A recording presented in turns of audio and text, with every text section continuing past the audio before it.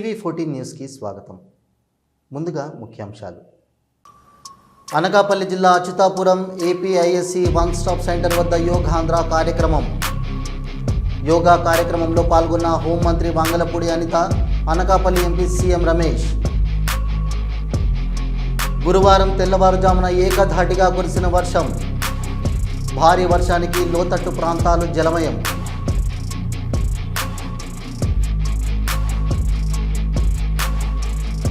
Hero Nikhil cinema షూటింగ్లో భారీ ప్రమాదం. వాటర్ ట్యాంక్ పగిలిపోవడంతో భారీ నష్టం.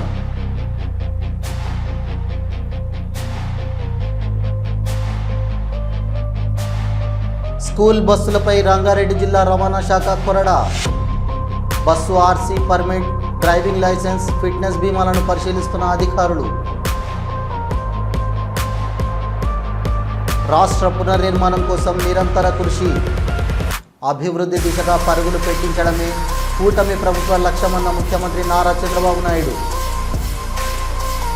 చంద్రబాబు ప్రభుత్వ ఏడాది వైఫల్యాలపై తాడేపల్లిలో బుక్ రిలీజ్.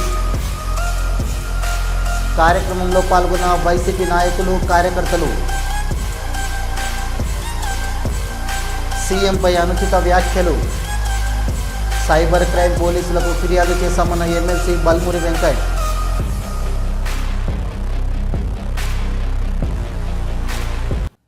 అనకాపల్లి జిల్లా Achyutapuram APIIC one stop centre వద్ద యోగాంధ్ర కార్యక్రమం నిర్వహించారు. యోగా కార్యక్రమంలో హోంమంత్రి వంగలపూడి అనిత, అనకాపల్లి ఎంపీ సీఎం రమేష్, ఎమ్మెల్యేలు, అధికారులు పాల్గొన్నారు. రైట్ సైడ్ టర్న్ అవ్వాలి. రైట్ హ్యాండ్ పూర్తిగా వెనక్కి, కుడి పక్కకి. లెఫ్ట్ హ్యాండ్ రైట్ షోల్డర్ దగ్గరికి వస్తుంది, పూర్తిగా సైడ్కి. డీప్ ఇనిషియలైజేషన్ చేయండి. ఒకసారి దీర్ఘంగా శ్వాస తీసుకుని మొదలు పెట్టండి.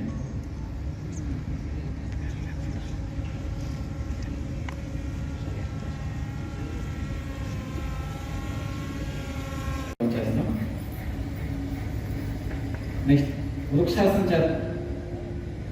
ఇటు ఉన్న వాళ్ళు, అలాగే సమస్య ఉన్న వాళ్ళు చేయదు.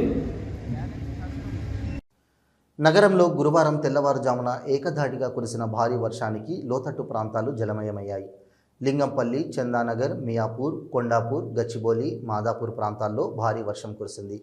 లింగంపల్లి రైల్వే అండర్ బ్రిడ్జ్ కింద భారీగా చేరిన వరద నీరుతో వాహనాల రాకపోకలు నిలిచిపోయాయి. బ్రిడ్జి కింద చేరిన వరద నీటిలో 2 కార్లు నిలిచిపోయాయి. లింగంపల్లి తారానగర్లోని పోచమ్మ టెంపుల్లోకి వరద నీరు చేరింది. ఇటీవలే లక్షల రూపాయలు ఖర్చు చేసి వరద నీరు చేరకుండా జీహెచ్ఎంసీ అధికారులు మరమ్మతులు చేసినా ఉపయోగం లేకుండా పోయింది. ఎప్పటిలాగే వాహనదారులకు కష్టాలు తప్పడం లేదు.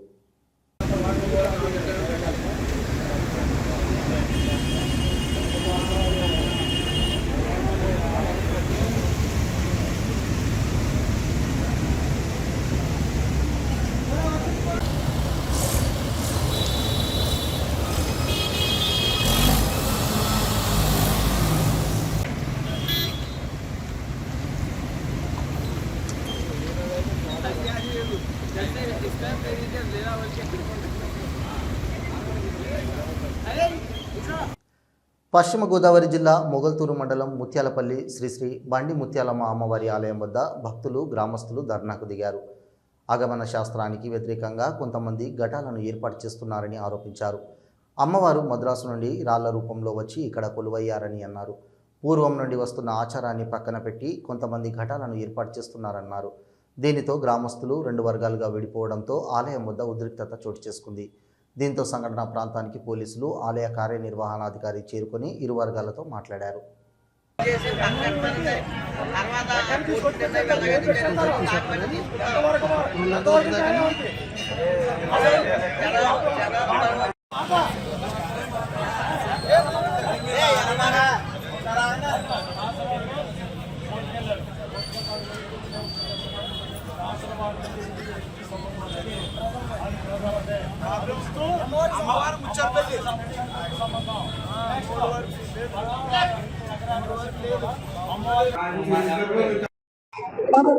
శ్రీ శ్రీ బండిముత్యాల అమ్మవారు చెన్నై పట్టణం నుంచి 250 సంవత్సరాల క్రితం ఇక్కడికి వచ్చారు. రాళ్ల రూపంలో వచ్చి రాళ్లలో కొలువయ్యింది. వానకు తడుస్తాను, ఎండకు ఎండుతాను అనేటువంటి నినాదం గ్రామస్తులు చెప్పడంతో గుడి కూడా కట్టలేదు. కానీ ఆగమ శాస్త్రం అనేటటువంటిది దేవాదాయ శాఖలో అతి ముఖ్యమైనటువంటిది. ఇంటికి వాస్తు ఎలాగో దేవస్థానంలో కూడా ఆగమ శాస్త్రం అనేది చాలా ముఖ్యమైనది. స్థల పురాణం ప్రకారంగా ఆచారాలు సాంప్రదాయాలు పాటించాలి తప్ప స్థల పురాణం కాదని పాటించేటటువంటి అధికారం దేవాదాయ శాఖ ఎవరికి లేదు. అలాంటి స్థల పురాణం ప్రకారంగా తాడి చెట్టు, డిబ్బి, అమ్మవారు 3 రాళ్ళు మాత్రం ఇంపార్టెంట్ అని, అలాంటప్పుడు ఈ 3 రాళ్ళని పెట్టి రాతి మకర తోరణం పెట్టడం అనేటటువంటిది సాంప్రదాయ విరుద్ధం, ఆగమ శాస్త్ర విరుద్ధం. అంతే కాబట్టి ఈ పిటిషన్ మేము 5 సంవత్సరాల నుంచి పోరాడుతుంటే కొంతమంది వ్యక్తులు వ్యవహారం చేసి చేస్తున్నారు. అమ్మవారి మనోభావాలను కానీ, భక్తుల మనోభావాలు కానీ, అమ్మవారి ఆచార సాంప్రదాయాలను కానీ పాడు చేయకూడదని మా ఉద్దేశం. గ్రామ దేవత కొన్ని ఆచారాలు ఉంటాయి, ఆ ఆచారాలు పాటించి ఆ ప్రకారంగా పూర్వం ఏదైతే ఉన్నదో వాటిని మాత్రం ఉంచి కనుమ యగస్టాలు ఏమైతే ఉన్నాయో అమ్మవారి పాదాలను కూడా తొలగించాలని చెప్పి రాతి విగ్రహాలని ఆ రాతి మగర తోరణం తొలగించాలని మా డిమాండ్. అమ్మవారి కోరిక, మా కోరిక, భక్తుల కోరిక, గ్రామస్తుల కోరిక, అందరి కోరిక అది. హీరో నిఖిల్ సినిమా షూటింగ్లో భారీ ప్రమాదం చోటు చేసుకుంది. ది ఇండియన్ హౌస్ సినిమా షూటింగ్లో ఘటన జరిగింది. సముద్రం సీన్స్ తీసేందుకు ఏర్పాటు చేసిన భారీ వాటర్ ట్యాంక్ పగిలిపోవడంతో లొకేషన్ మొత్తం వరద నీరు చేరుకుంది. ఈ ప్రమాదంలో అసిస్టెంట్ కెమెరామ్యాన్కు తీవ్ర గాయాలు కాగా మరికొంతమందికి గాయాలయ్యాయి. పరవాడ జవహర్లాల్ నెహ్రూ ఫార్మాసిటీలో ప్రమాదం. సాయి శ్రేయస్ ఫార్మా న్యూట్రికల్ ప్రైవేట్ లిమిటెడ్లో గ్యాస్ లీక్ అయి 2 మృతి చెందారు. ఒకరి పరిస్థితి విషమంగా ఉంది. పనిచేస్తున్న 3 ఉద్యోగులు గ్యాస్ లీక్ ఘటనపై సమగ్ర విచారణ చేయాలని pharma city staff and workers union గౌరవ అధ్యక్షులు గనిశెట్టి సత్యనారాయణ డిమాండ్ చేశారు. గతంలో కూడా ప్రమాదం జరిగిందని, భద్రతా ప్రమాణాల వైఫల్యం వల్లనే ఈ ప్రమాదం జరిగిందని శెట్టి అన్నారు. మృతులు పరిమి చంద్రశేఖర్, సరగడం కుమార్, బైడు బైసల్ అనే వ్యక్తి చికిత్సలు పొందుతున్నారు. మృతదేహాలను KGH మార్చురికి తరలించారు. మృతుల కుటుంబాలకు ₹1 కోటి నష్టపరిహారం చెల్లించాలని గనిశెట్టి డిమాండ్ చేశారు. స్కూల్ బస్సులపై రంగారెడ్డి జిల్లా రవాణా శాఖ కొరడా జురిపించారు. స్పెషల్ రైడ్స్ నిర్వహించారు. గురువారం నుండి పాఠశాలలు ప్రారంభం కావడంతో విద్యార్థులను తరలించే స్కూల్ బస్సుపై ఫోకస్ చేశారు. ప్రతి వాహనాన్ని క్షుణ్ణంగా పరిశీలిస్తున్నారు. Bus RC, permit, driving licence, fitness, బీమాలను పరిశీలిస్తున్నారు. ముఖ్యంగా హ్యాండ్ బ్రేక్స్, అగ్నిమాపక యంత్రాలు, మెడికల్ కిట్లను తనిఖీ చేస్తున్నారు. 60 ఏళ్లు పైబడిన డ్రైవర్లపై సీరియస్గా వ్యవహరిస్తున్నారు. రాజేంద్రనగర్, ఆరంగర్, అప్పా జంక్షన్, శంషాబాద్, షాద్నగర్, చేవెళ్ళ, మియాపూర్లో తనిఖీలు కొనసాగుతున్నాయి.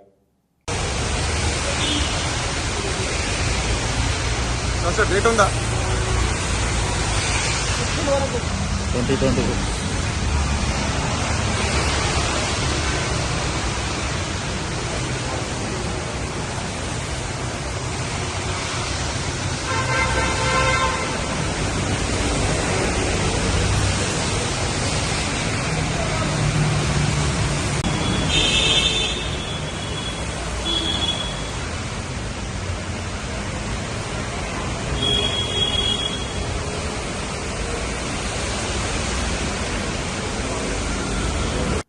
దొంగల చాతుర్యం అనుకోవాలా, బాధితుల నిర్లక్ష్యం అనుకోవాలా తెలియదు, కానీ అందరూ చూస్తుండగానే క్షణాల్లో ఓ స్కూటీని దొంగ చాకచక్యంగా దొంగిలించాడు. అతడు దొంగిలించిన స్టైల్ చూస్తే దిమ్మ తిరిగి మైండ్ బ్లాక్ అవుతుంది. షాద్నగర్ పట్టణంలోని పరమేశ్వర థియేటర్ రోడ్డులో రెహమాన్ షోరూమ్ ఎదురుగా సంధ్యా కిరాణా షాప్లో కిరాణా సరుకులు కొంటున్న యువకుడు కిరాణా కొట్టు ముందు కొద్దిసేపు స్కూటీ ఆపి సామాన్లు తీసుకుంటుండగా ఓ వ్యక్తి ఆ స్కూటీకి తాళం చూసి 2 చక్కర్లు కొట్టి 3వ చక్కర్లో దర్జాగా స్కూటీపై ఎక్కి బాలాజీ స్వీట్ హౌస్ గల్లీ నుంచి పరారయ్యాడు. వీడు మామూలుడు కాదు. క్షణాల వ్యవధిలో బైక్ను అపహరించి తీసుకోవడంతో ఇప్పుడు బైక్ కోల్పోయిన బాధితుడు లబోదిబోమంటున్నాడు. వీలైనంత వరకు ఈ వీడియో పోస్ట్ చేసి స్కూటీ దొరికే వరకు అందరికీ షేర్ చేయండి. ప్రజలు కూడా తమ వాహనాలను పార్కు చేశాక తాళం చెవులు దానికి పెట్టకుండా జాగ్రత్తగా లాక్ చేసిన తర్వాత వెళ్ళిపోవాలి. నిర్లక్ష్యానికి నిండు పరిహారం చెల్లించుకున్నట్లు ఉన్న ఈ సంఘటన చూసి మారాలి. సంక్షేమం, అభివృద్ధి, సుపరిపాలనతో కూడిన రాష్ట్ర పునర్నిర్మాణం కోసం ప్రజల ఆశీర్వాదంతో ఏర్పాటైన ఎన్డీఏ కూటమి ప్రభుత్వం ప్రజాపాలనలో ఏడాది పూర్తి చేసుకుంది. ప్రజల ఆకాంక్షలను తీర్చడం కోసం శక్తి వంచన లేకుండా ప్రతిరోజు పనిచేస్తున్నామన్నారు ముఖ్యమంత్రి నారా చంద్రబాబు నాయుడు. అనేక సమస్యలను, ఆర్థిక సవాళ్లను దాటుకొని ఏడాది కాలంలోనే పేదల సేవలో పెన్షన్లు, అన్న క్యాంటీన్లు, దీపం 2, తల్లికి వందనం, మత్స్యకార సేవలో లాంటి ఎన్నో సంక్షేమ కార్యక్రమాలను అమల్లోకి తెచ్చామన్నారు. మెగా డిఎస్సితో టీచర్ ఉద్యోగాలు, పెట్టుబడులతో ప్రైవేటు రంగంలో ఉపాధి కల్పనకు అడుగులు వేశామన్నారు. 55 లక్షల మెట్రిక్ టన్నుల ధాన్యం కొనుగోలు సహా రైతు సంక్షేమానికి పలు నిర్ణయాలు తీసుకున్నామన్నారు. ఈ నెలలోనే అన్నదాత సుఖీభవ పథకం కింద రైతులకు ఆర్థిక సహాయం అందిస్తామన్నారు. ఇరిగేషన్ ప్రాజెక్టు పనులకు అత్యంత ప్రాధాన్యం ఇచ్చి ప్రతి ఎకరాకు నీళ్లిచ్చే కార్యక్రమం చేపట్టామన్నారు. రాజధాని నిర్మాణం, పోలవరం పనులను మళ్లీ గాడిన పెట్టామన్నారు. రైల్వే జోన్ సాధించామని, స్టీల్ ప్లాంట్ను పరిరక్షించామని, మీ ఆశీర్వాద బలంతో రాబోయే రోజుల్లో మరిన్ని సంక్షేమ అభివృద్ధి కార్యక్రమాలు చేస్తామని అన్నారు. ఎన్డీఏ నూతన ప్రభుత్వం వచ్చి 1 సంవత్సరం అవుతుంది. అదే సమయంలో ఇచ్చిన హామీలు ఆ రోజు ఎన్నికల మేనిఫెస్టోలోని చాలా స్పష్టంగా, మేనిఫెస్టోని కాకుండా ప్రచారంలో కూడా చాలా స్పష్టంగా చెప్పాను. అభివృద్ధి, సంక్షేమం, ఎన్డీఏకి 2 కళ్ళు, ఈ 2 కూడా సమాంతరంగా ప్యారలల్గా ముందుకు తీసుకెళ్తామని చాలా స్పష్టంగా హామీ ఇచ్చాం. కూటమి ప్రభుత్వం ఏర్పడి ఏడాది పూర్తయిన సందర్భంగా ఐటీ విద్యాశాఖ మంత్రి నారా లోకేష్ మీడియాతో మాట్లాడారు. సుపరిపాలన తొలి అడుగు పడింది. విధ్వంస పాలన నుంచి ఏకంగా వికాసం వైపు మన ప్రభుత్వం ప్రయాణం ప్రారంభించింది. కేంద్రంలో ప్రధానమంత్రి గారు, రాష్ట్రంలో గౌరవ ముఖ్యమంత్రి చంద్రబాబు నాయుడు గారి నాయకత్వంలో ఆంధ్ర రాష్ట్రంలో డబుల్ ఇంజిన్ సర్కార్ అనేది ఈరోజు నడుస్తుంది. ఒక ఉద్యోగాల విషయంలో చూస్తే మెగా డిఎస్సి ఏర్పాటు చేసి ఏకంగా 16,347 పోస్టులు ఈరోజు ప్రజాప్రభుత్వం భర్తీ చేస్తుంది. చంద్రబాబు ప్రభుత్వ ఏడాది వైఫల్యాలపై తాడేపల్లిలోని వైఎస్ఆర్సీపీ కేంద్ర కార్యాలయంలో పుస్తకం ఆవిష్కరణ జరిగింది. సజ్జల రామకృష్ణారెడ్డి మీడియా సమావేశంలో మాట్లాడారు.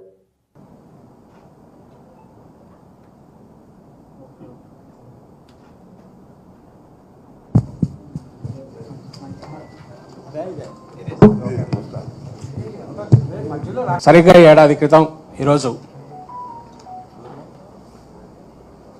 కూటమి ప్రభుత్వం చంద్రబాబు నాయుడు గారి నేతృత్వంలో ప్రమాణ స్వీకారం చేసింది.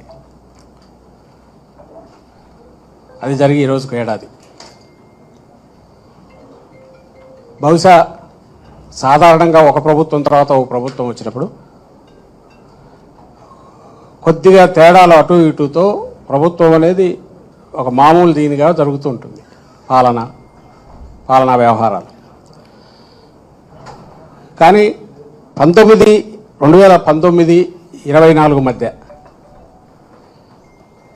ఇంతే ల్యాండ్ స్లైడ్ విక్టరీతో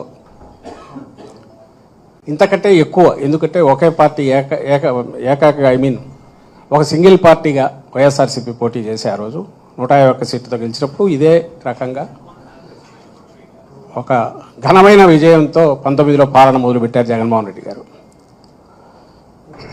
సో అప్పటికి ఒక గీటురాయి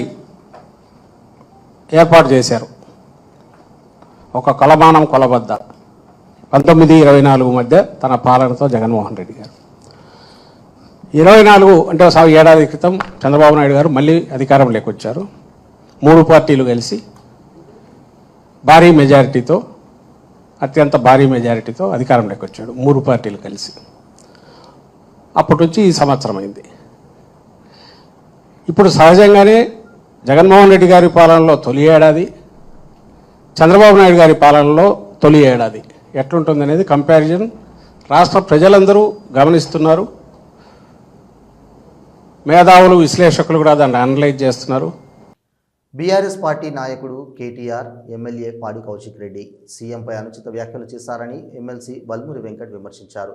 గతంలో బీఆర్ఎస్ అధికారంలో ఉన్న సమయంలో కేటీఆర్ ముఖ్యమంత్రి కుర్చీని గౌరవించాలని మాట్లాడాడు. మరి ఇప్పుడు ఆయన బుద్ధి ఏమైందని అన్నారు. కేటీఆర్ వ్యాఖ్యలు బీఆర్ఎస్ కాంగ్రెస్ శ్రేణులు కొట్లాడుకునే విధంగా ఉన్నాయి. రాష్ట్రంలో ల్యాండ్ ఆర్డర్కు విఘాతం కలిగించే విధంగా కేటీఆర్ వ్యాఖ్యలు చేస్తున్నాడు. కింది స్థాయిలో ఉన్న బీఆర్ఎస్ కార్యకర్తలు, కాంగ్రెస్ కార్యకర్తలు కొట్టుకొని శాంతి భద్రతలకు భంగం కలిగించాలని చూస్తున్నారు. ఆ విషయంపై చర్యలు తీసుకోవాలని సైబర్ క్రైమ్ పోలీసులకు ఫిర్యాదు చేశామని ఆయన అన్నారు.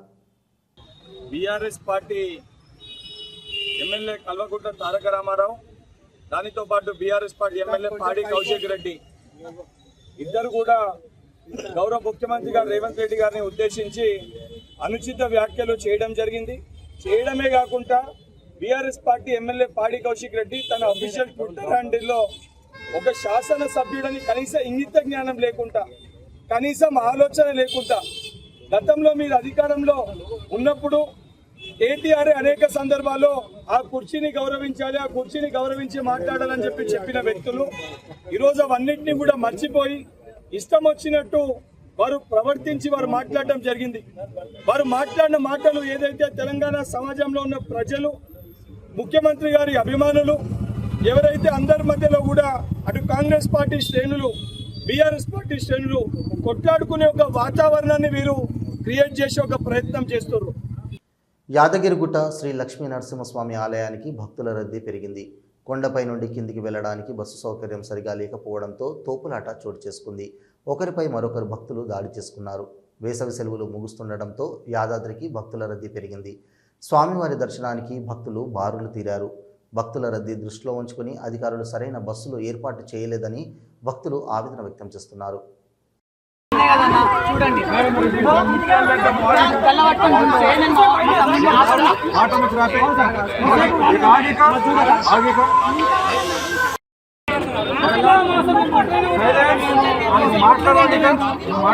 ఇవి ఈనాటి వార్తలు. చూస్తూనే ఉండండి టీవీ 14 న్యూస్.